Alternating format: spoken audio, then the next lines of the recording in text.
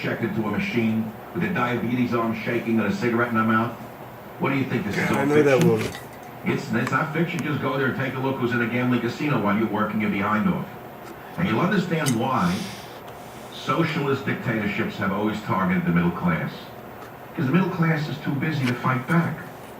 They're working. They don't have the time to go march in the street and scream and yell. They just work hard and they pay it. They don't know what. So then along comes the Tea Party, which is basically from the middle class, from the taxpayer, from the worker, from the business owner, and says enough is enough. And now what happens is they unleash hell itself upon them.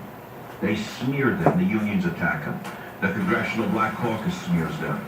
It calls them racist. The union says, let's take them out. The media, in a relentless campaign, smears the Tea Party, who is basically the taxpayer in this country, until eventually the average person doesn't know what's true or false. I think it was Goebbels who said, if you tell a big lie often enough, it becomes the truth. And so, one day after the other, Axelrod gives the instructions to the networks and to his cohorts through Twitter of what the marching orders are. And every day, like a drip, drip, drip, drip, drip, they poison the political mind of the country, where the criminals are made into patriots and the patriots are made into criminals. And at the same time, the middle class is squeezed and squeezed for every dime until it can take no more, and then they squeeze some more. Years ago, I wrote a book called The Enemy Within. It's one of my earlier books, not my first by any means. It was published in 2003, can you believe it? And this book was entitled Michael Savage, The Enemy Within, Saving America from the Liberal Assault on Our Schools, Faith, and Military. Oh yeah, I was wrong. But I dedicated the book with a quote from someone who you may remember because it's been picked up.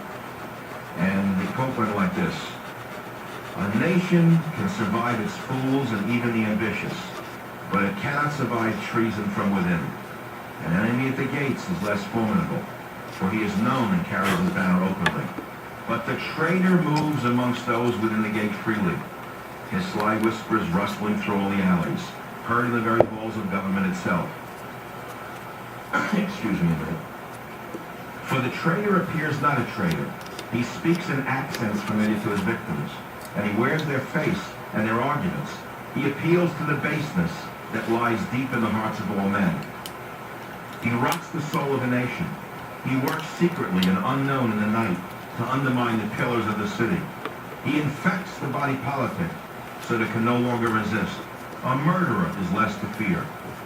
Marcus Tullius Cicero, Roman orator and statesman, 42 BC.